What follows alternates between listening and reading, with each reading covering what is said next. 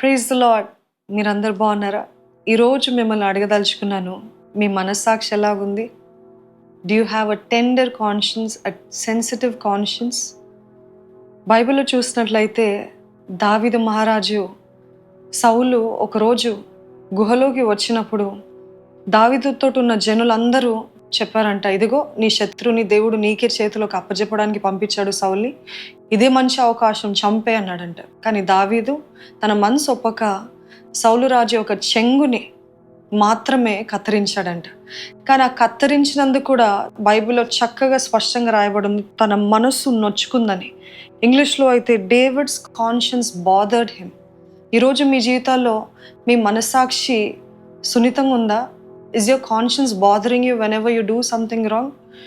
మీ స్నేహితులు అల్లచిల్లరగా మాట్లాడినప్పుడు, అక్కర్లేని జోక్స్ వేసినప్పుడు మీరు వారితో అంగీకరిస్తున్నారా, వారితో పాటు నవ్వుతున్నారా, లేకపోతే మీ మనస్సాక్షి నొచ్చుకుంటున్నప్పటికీ ఆ విషయంలో రాజీ పడుతున్నారు? లేకపోతే మీరు చూసే విధానంలో, ప్రవర్తించే విధానంలో, మాట్లాడే విధానంలో ఎన్నో రీతుల్లో మనస్సాక్షి మిమ్మల్ని మీలో కలవరపడుతున్నప్పుడు దాన్ని లెక్క చేయకుండా ఉన్నారా? మనస్సాక్షి యొక్క స్వరం అంట మొదట్లో చాలా గట్టి ఉంటుందంట, వెళ్ళగా వెళ్ళగా దాని స్వరము తక్కువైపోతుందంట.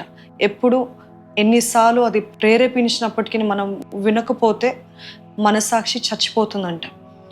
పరిశుద్ధాత్మ చేత నింపబడిన వారి యొక్క మనస్సాక్షి ఇంకా సున్నితంగా ఉంటుంది. ఈరోజు పరిశుద్ధాత్మని యొక్క స్వరం మనస్సాక్షి మనకి తప్పులు బయటపడుతున్నప్పుడు వినటానికి, వెంటనే సరి చేసుకోవడానికి, వెంటనే తగ్గించుకొని పశ్చాత్తాపడటానికి మీరు సిద్ధంగా ఉన్నారా? దయచేసి వినండి. దావీదు రహస్యంగా చేస్తాడు. ఏదైనా రహస్యంగా చేస్తున్నారంటే అది పాపం కిందనే లెక్క అని జ్ఞాపకం ఉంచుకోండి. ఈరోజు ఈ మాటలు వింటున్న మీరందరూ కూడా స్పష్టమైన మనస్సాక్షి కలిగి ఉండాలని, నిష్కలంకమైన మనస్సాక్షి ఉండాలని, క్రిస్టల్ క్లియర్ కాన్షియన్స్ దేవుని ఎదుట మనుషుల ఎదుట ఉండాలని సాయశక్తుల ప్రయత్నించండి. పరిశుద్ధాత్మని యొక్క సహాయాన్ని మీ జీవితాల్లో కోరండి. God bless you all.